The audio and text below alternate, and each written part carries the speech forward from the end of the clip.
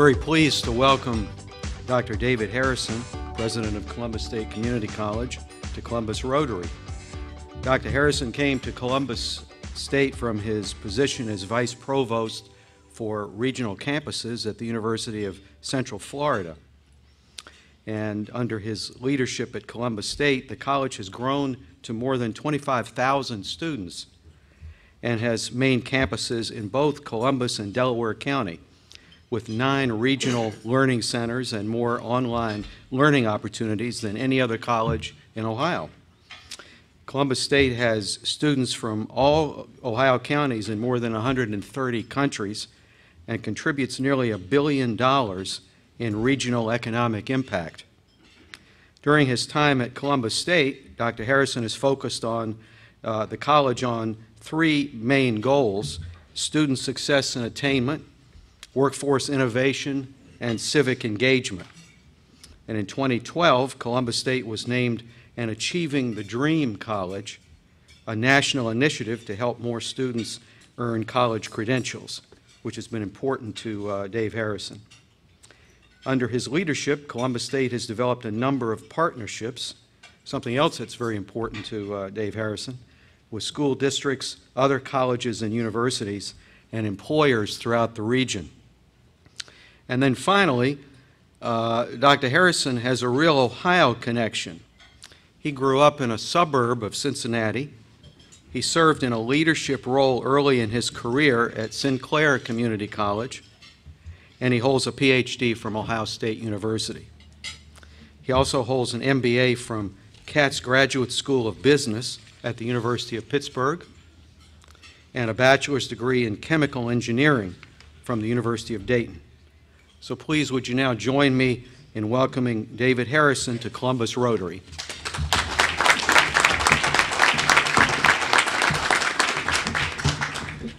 Thank you, Charlie. Good afternoon, everybody. I want to start by thanking you for your service work. I've had the opportunity to do a fair amount of work in Guatemala, several mission trips down there, and every time I'm down there, the Rotarians are actively involved in a clean water project, providing both financial support, but I think even more importantly, partnership with local Rotarians to work with Engineers Without Borders to bring clean water to villages who need it. So thank you for your service. Heard some great opportunities for service here. I know you all know this, but it really is happening internationally.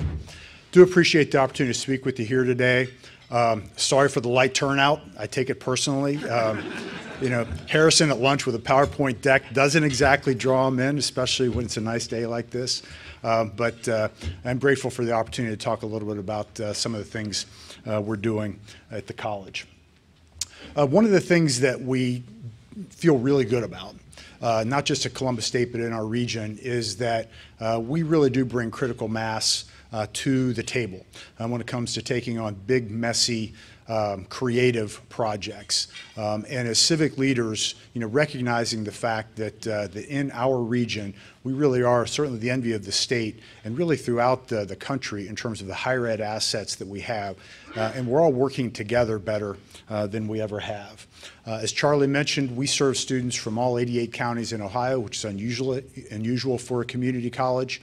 And we do consider that pull to make us a net importer of talent, because students may not be from here, but they come here and they want to stay here once they find what's happening in Columbus. As Charlie mentioned, student success has been really the pivotal focus of our strategic work. The opportunity to meet students where they are, and again, we serve the most diverse student body really of anyone throughout the state. Meet students where they are and help them reach their goals has been something we've focused on for the last 6 years. As Charlie mentioned, we're an Achieving the Dream school.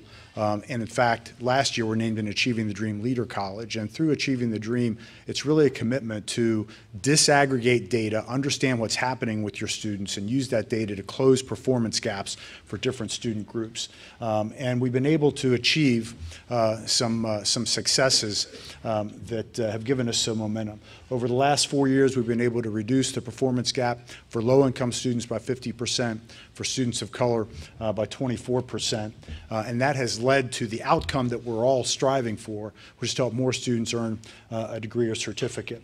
And we've been able to do that, again, differentially by really focusing on the needs of individual student groups and getting to the point where we're trying to address the needs of individual students. Not easy when you're operating at a scale of 27,000 students, but it really is, we think, the unique value proposition for Columbus State.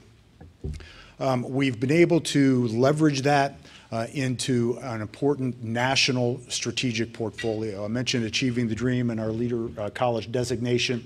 We're also one of 30 community colleges who are part of the American Association of Community Colleges Guided Pathway Project, funded by the Gates Foundation, one of only 20 who are part of a Lumina Foundation-funded project called Right Signals. We're the only college in America who has all three of those designations, and have really made a focused effort on becoming more targeted with our federal grant work, and now have more National Science Foundation grants than any community college in the country, focused specifically on the Advanced Technological Education Program, which helps align our curriculum to the needs of not just the emerging workforce, but the high-performance workforce and the companies that are growing the most rapidly. And you can see the areas of our focus there. Everything we do at Columbus State is done through partnership. We really are a partner-first institution. We think that when we talk about the Columbus way, the Columbus State way, in terms of really making sure that whenever there's something on the table, we're looking around to see who else should be at the table, what other partners need to be here. And the Atlantic a couple of years ago did a full series on Columbus. One of the focuses was on Columbus State, and it's something we've continued to expand on since this was developed. One of the key strategies that we focus on is a regional partnership called the Central Ohio Compact. This is our regional strategy connecting all the higher ed institutions in the region with our K-12 partners, and now bringing on more and more employers to really work together to advance student success and look holistically at the student experience through our region. Again, we've got countless, well, I guess they can be counted, I think 52 is the number of higher ed institutions in Central Ohio. It's not easy to navigate that system for students. Then when you overlay the dozens of school districts, it becomes very difficult for us to speak with one voice. The compact doesn't provide a single voice, but it does provide a mechanism for us to work together, share internal best practices, and really work with the community to access us collectively as opposed to individually. We laid out this regional strategy in 2012. With a focus on the Lumina Foundation's 65% goal of having 65% of our adults hold a post-secondary credential by 2025. The state has now adopted that goal in policy, and we've got some real momentum in that regard. One of the first deliverables of our work with the Central Ohio Compact was a program called Preferred Pathway. This is where students can earn their associate degree at the community college at Columbus State on their way to a bachelor's degree at the university. It started with a partnership with OSU, where we laid out a joint resolution to guarantee admission for our graduates to Ohio State as juniors in their chosen field of study. Wasn't too long that other colleges and universities wanted to be part of that. We now have 9 colleges and universities in the region that are focused on this preferred pathway option. We now have 3+1 partnership programs with a number of universities that allow students to earn fully 75% of their bachelor's degree at Columbus State and at our tuition rates. The reason that that's important is because I know you all read many of the same articles that drive us. Student debt is an important, critical, really national priority. The total student debt in America is $1.3 trillion, higher than the home mortgage debt was at the peak of the crash. It's something that we believe we've got an opportunity to address. We have the assets in place in the region to really drive that. It's something that the state is starting to take on. I kicked off this morning. In fact, they're meeting right now. There are 150 university and community college leaders on Columbus State's campus today trying to develop statewide transfer policy that operationalize and bring to scale 2+2 bachelor's degree pathways throughout the state. That $1.3 trillion means something to the individual student. The average bachelor's degree graduate is leaving with over $35,000 in debt. It takes them over 20 years to pay that back. When you think about how that math works, they are delaying, first of all, in some cases they're delaying moving out of their parents' house. But they're also delaying starting a family. They're delaying setting aside money for their own retirement. And importantly, they're delaying the ability to start saving for their own children. So when you think about the burdensome student debt, it really does become a generational issue. And we think we've got the solution. A full-time student at Columbus State pays $4,000 a year. Over 3/4 of our students have zero student loan debt. So when you put our model in place with our university partners, we believe there's a pathway to a debt-free bachelor's degree for any student who starts out with a plan. So we're working with, again, Ohio State and all of our other university partners, and now with the state of Ohio to really start to put that in place. As Charlie said, I spent 10 years in Florida. The state of Florida has excellent 2+2 transfer policies. The state of Florida also is in the top 10 in the country in terms of the number of students who graduate with student debt in the smaller numbers and the amount of debt that they graduate with. Ohio is in the bottom quadrant, and we think that state policy and practices of families can start to address that. The Columbus Dispatch, as Ohio State and us were working together this past year to really try to embolden the policy that's in the state statute, came out with this great editorial of 2+2 is less than 4, and I couldn't have said it better. So we do see it building momentum. We haven't quite gotten to the soccer field focus groups yet in terms of parents and students really understanding what the options are, but we're getting there. We're getting there. We've had some great opportunities for investments from private partners that has leveraged some federal investment. American Electric Power and JP Morgan Chase were early investors in the Central Ohio Compact, AEP focusing on investments with Columbus State to work closely with Columbus City Schools to help more students earn college credit while still in high school, and really backing that up to get them college ready as soon as possible, and then working with middle schools and their families to help understand what career opportunities exist for them.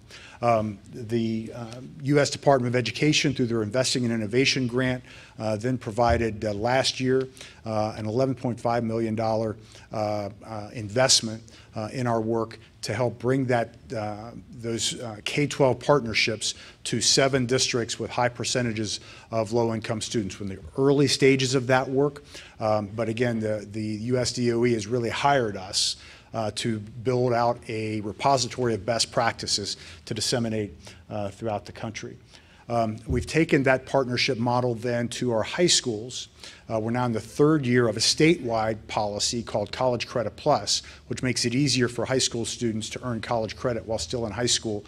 As we are here today, we've got over 4,000 high school students taking Columbus State coursework at no charge to their family. So when you talk about an affordable pathway, the ability for students to take as much college coursework while still in high school, come and finish their associate degree at Columbus State, and then move on to OSU or another partner for a bachelor's degree. Again, debt truly is a choice. We're taking that same partnership construct and starting to apply it to employers. We talk about the need for a high-skilled, highly educated, highly adaptable workforce. And when I hear companies talking about their inability to fill jobs, I talk about the fact that I've got 27,000 students. All of them are looking for a job or looking for a better one. So how can we better connect to make sure that those students are finding their way? Last month, I had the opportunity to testify before Chairman Teaberry, Representative Teaberry's Joint Economic Committee, focused on this skills gap issue and the fact that we've got 6.9 million unemployed people, but 6 million open jobs. How can we make that connection? And it's through these kinds of partnerships at the regional level that we think can really be a breakthrough. One of our great partners is with Honda of America. We've got a number of layers of partnership with Honda. The one that we've really started to disseminate to other manufacturers is in a work-study program in our electromechanical engineering area. It's essentially a co-op program where students can start while they're still in high school, if they're qualified, working at Honda 3 days a week, making $15 an hour, taking Columbus State coursework the other 2 days a week, and working towards their associate degree. Once they earn their associate degree, they're guaranteed an interview, and most of them are being hired by Honda. And then once they start working there, they also have a path into a bachelor's degree through a partnership with Miami University, and their tuition will be fully paid by Honda. So we've got students now who have graduated with an associate degree before their 20th birthday, walking into Honda making $60,000 or $65,000 a year. We have them drive their new Honda back to their high school campus to show their buddies, because that's the best testimonial we have. But then going on to finish their bachelor's degree before their 23rd birthday, not only not owing anybody anything, but they've made money along the way. And that's the kind of model that we think can be replicated. Again, we started with Honda. We now have a dozen manufacturers that are part of that program, and we think that that can be scalable to other industries as well. One of the focuses we have now is in information technology. We've become a preferred partner with Apple. When Apple announced their Swift programming language, which is really a mobile app development program, they selected 6 community colleges in the country to be kind of the beta site. We were one of the 6. And now we're working very closely with Amazon and Amazon Web Services in a couple of different areas. The conversation started with AWS and a Cloud Leadership Institute that I was invited to in Washington in January, and really a recognition that as difficult as the IT workforce has been to manage, it's becoming even more difficult because of the technological disruptions. And as the world moves to the cloud, successful IT professionals now are all going to have to be retrained, whether they're in security, software development, data analytics. And we're working with Amazon and with local employers to help figure out how not only to make that change, but how to make that perpetual, because we know that's not going to be a one-time thing. We're one of really only 2 community colleges that AWS Educate is working with to help develop a curriculum that can bring that work to scale. But then the fulfillment centers in our region are an important opportunity as well. Amazon employs about 5,000 people in 2 fulfillment centers, and they're really changing the game with regard to the employer role in helping employees grow. So these are full-time jobs, they're well-paying jobs, full benefits, but they also provide $3,000 a year in tuition assistance through their Career Choice program. Not tuition reimbursement, but tuition assistance. And the expectation is after 4 years, these folks are going to leave Amazon better educated and to a better job. 65% of our students work 20 or more hours. They're all trying to make a living while they're going to school, but they've got to do that on their own, and in many cases they're also juggling family responsibilities. To be able to partner with an employer like this where we can do education on site, where we can hopefully coordinate their job hours with their course schedule, and to have tuition assistance, it's a big deal. So we're really paying attention on how we can start this process. Now, it won't start until January because it turns out Amazon's pretty busy the last quarter of the year. So they don't want folks in class quite yet, but when January rolls around, we're hoping to be ready to at least get that project initiated. We're taking now then our same ethos, if you will, of our partnership with employers to an even deeper level in our work with the hospitality and culinary industry. We rolled out a facilities master plan 4 years ago where we took the opportunity to elevate some academic programs that were strong academic programs in not very strong facilities. One was in IT that I just talked about, and another was in our culinary arts program. We have a top 20 program nationally, the top program in the state of Ohio, in the basement of a 40-year-old academic building. So when we started to dream a little bit with regard to our master facilities plan, we envisioned a School of Hospitality Management that not only was not in a basement, but could be a signature building. And in an early conversation with Cameron Mitchell, he pointed to that and said, how do we make that happen? And we've been working it ever since.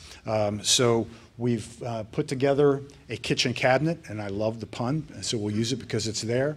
But it's leaders from the industry that Cameron and others have pulled together to help us truly develop a public-private partnership. We took their commitment for support to the state, and the state has provided $10 million in funding for a new facility. This group is helping us raise that amount, that same amount privately, and the college will also put some funding forward to create what we think will be, again, a signature building to highlight not just our culinary and hospitality program, but also to demonstrate the way we approach student learning.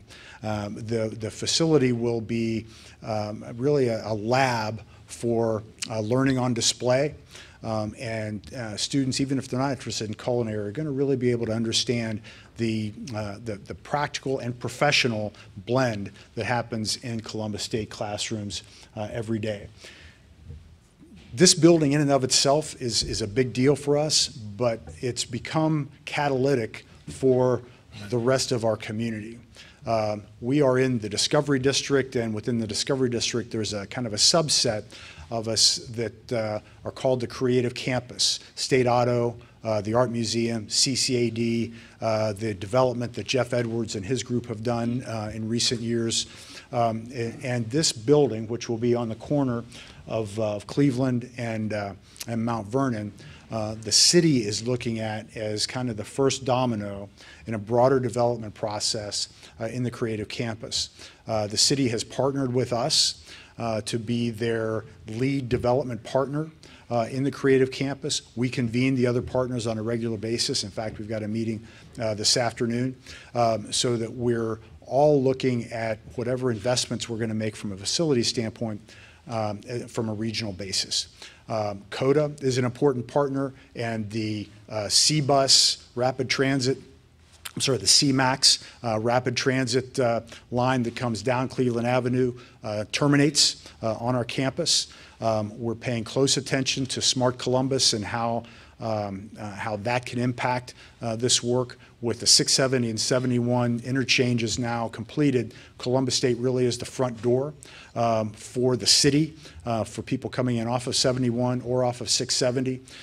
So the ability to really capture that in a way that uses all of this to our collective advantage is something we're paying attention to. We're hoping that the city will continue to work with us on Cleveland Avenue. We've got planning money in this capital budget towards really trying to make that more of a college campus. If you come off Cleveland Avenue now, you're not really sure that you're on a college campus, but the ability to slow that down a little bit, to provide a little more green space, to bury the power lines, to make it more walkable, maybe to have some on-street parking in front of a student-run restaurant on the corner of Cleveland and Mount Vernon is something that that we're really working hard toward and want to make sure that that stays on your radar, and we'll make sure that there are ways to keep you updated as that work progresses. Covered a lot of ground in a short period of time, but that's what Rotarians do, and would be happy to address any questions that you may have. Yes, sir. Could you talk about your faculty and how you recruit them, where you get them from? Oh yeah, we have. Again, as Charlie said, I've been here 7 years, and this is the best group of faculty that I know of. And there are a couple of different groupings, I guess, that I would talk about. First of all, you can see the breadth of programming that we provide, and a lot of our faculty, whether it be in IT or whether it be in culinary or whether it be in automotive technology, have been successful practitioners in the industry and bring that to bear in our academic programs. They also have connections that they maintain professionally that allow us to bring part-time faculty to the table, which is really important for us because it allows students to meet those who are practicing in the moment and really make the classroom look and feel and function like the high-performance workplace. We've got the largest transfer function, bachelor's degree function of any community college in the state. So our arts and sciences faculty rival really any university with a big difference. Our faculty are hired to teach. So when you're taking a biology class or a calculus class, you're not taking a class from a TA. You're taking a class in a room of 25 students with a professional that has, in all likelihood, their PhD in the field. I would put our biological and physical sciences faculty, in fact, have done this, their credentials, academic credentials, up against really any university in the region. Our faculty are here because they want to teach. And when you think about the student body we have and our mission, that's exactly who we want. Yes, sir. You're a man with a lot of ideas and great leadership from your presentation. What about the issue of students at the high school level, and I'm talking about sophomores, juniors, and seniors, and those who do not get a GAD, and even if they do, the success rate is like 20% or less. And in the Columbus Public Schools, we have an awful lot of kids who are dropping out. With your contacts with all the schools and in other ways, is there any collaboration that could be done, let's say with ColumbusRotary and other Rotarian clubs around the city, to do something to help those? And we have too many of our young people who are not getting educated, and whatever they're doing, they're going to the polls not making very good decisions, or not even going to the polls. So what can Columbus State do to help those? You're already in the public schools. I know that because my granddaughter in Dublin, Scioto is getting extra credit for her high school senior year through your organization. So is there something that can be done by society for those kids who are dropping through the cracks, and it's too high a percentage, especially in the Columbus Public Schools?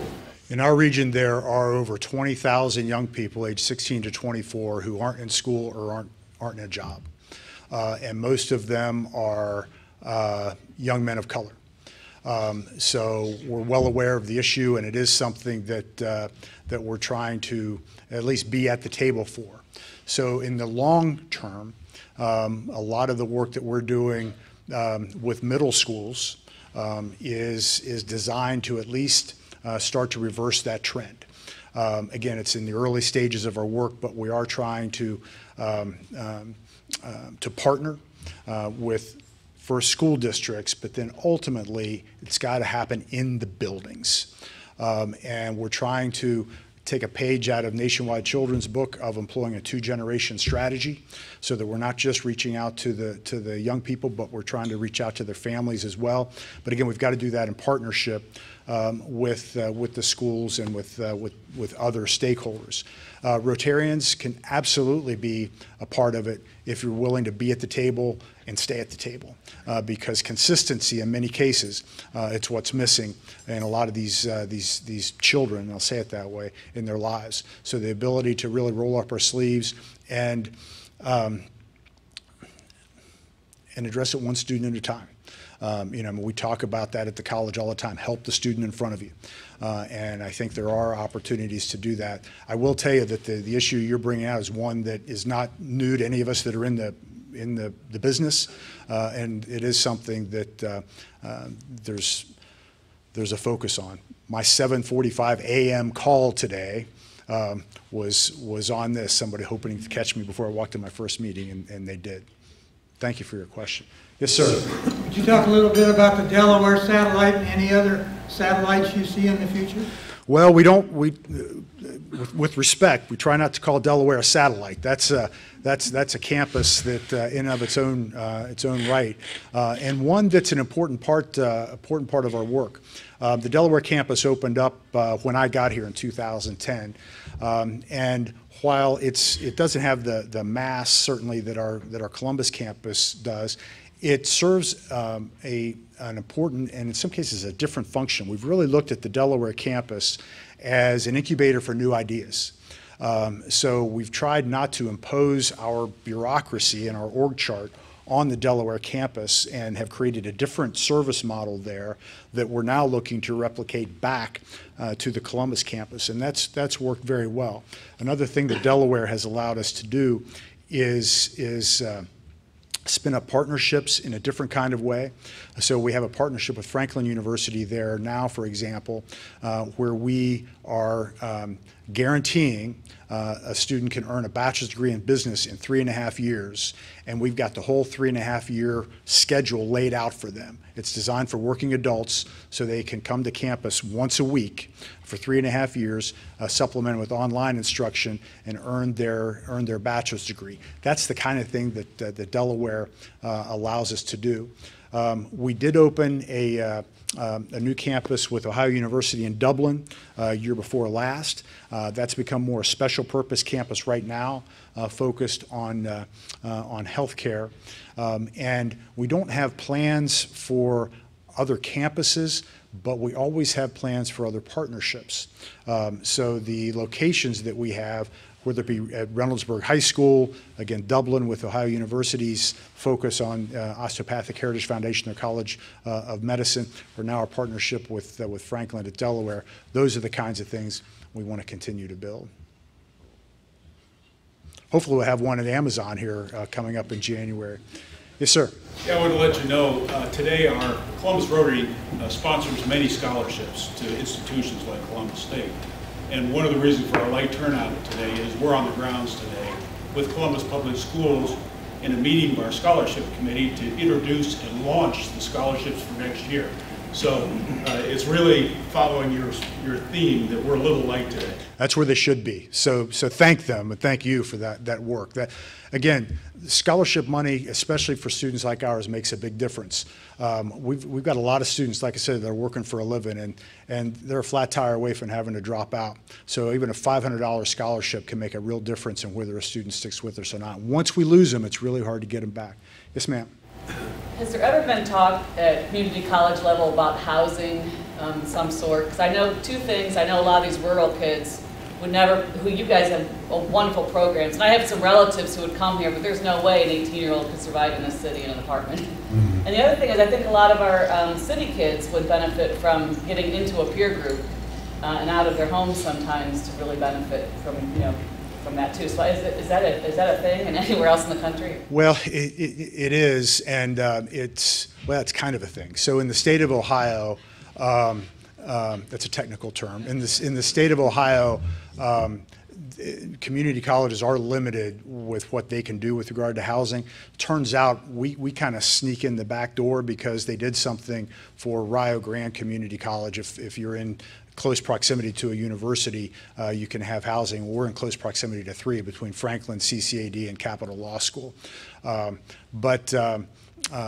So the way we're choosing to address that now is through partnerships. So when I talk about what's happening here, there's a lot of opportunity for development around there, and student housing is something that we're talking to partners about the possibility of moving forward on.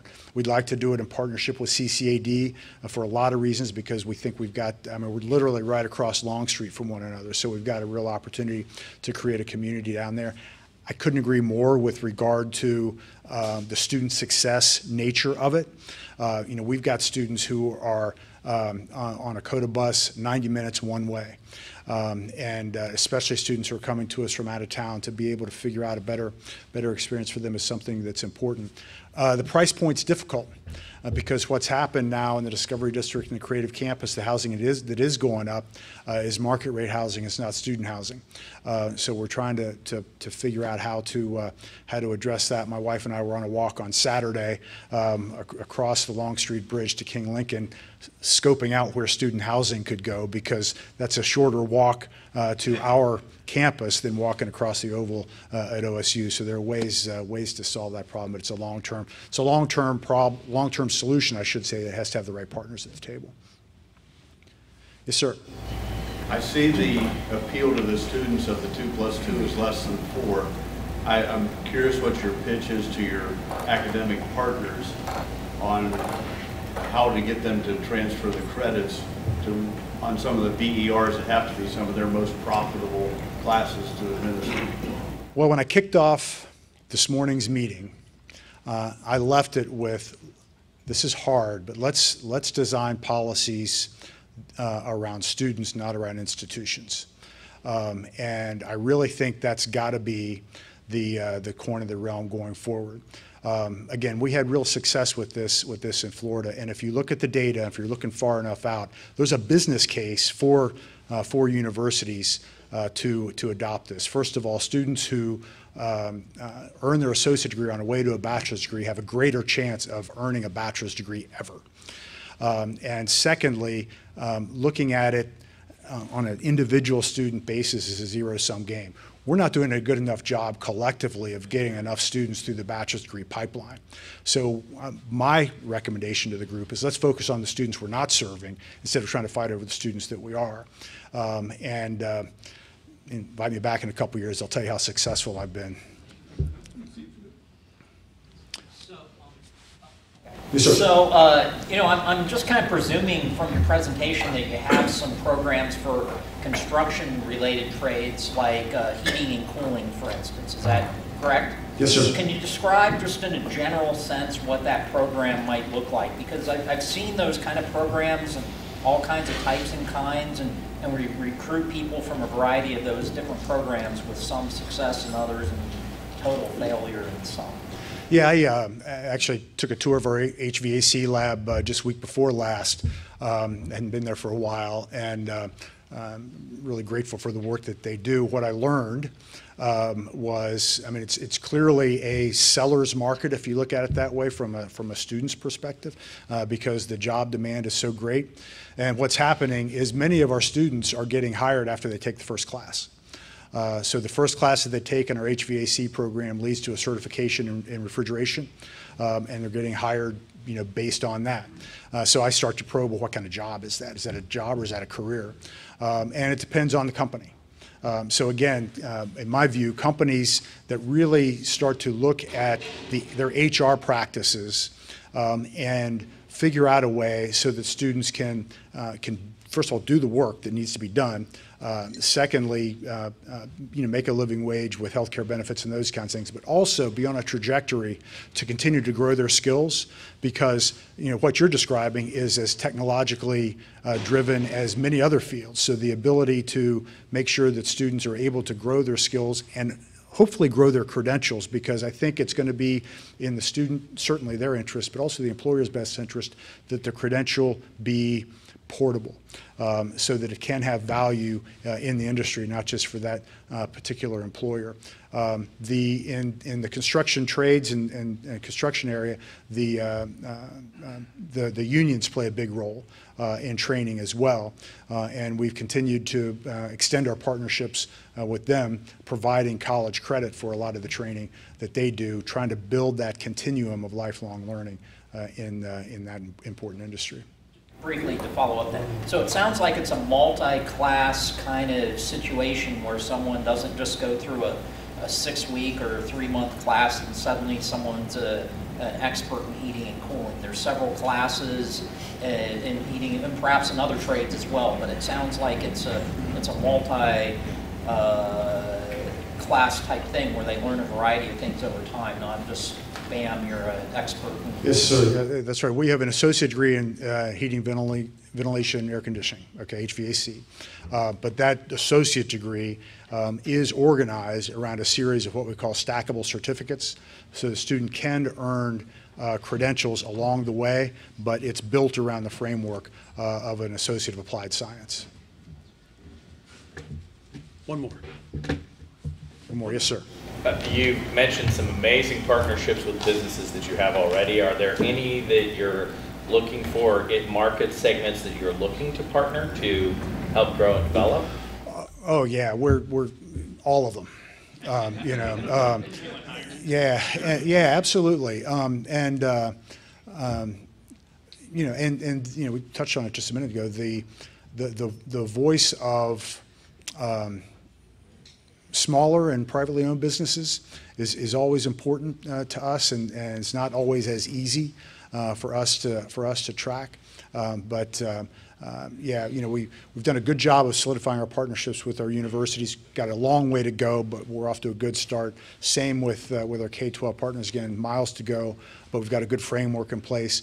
We're now trying to do the same thing with employers, and it's a little easier with some of the bigger ones because of the scale. I can't point to an industry and say we got that one figured out. Thank you very much. Appreciate it.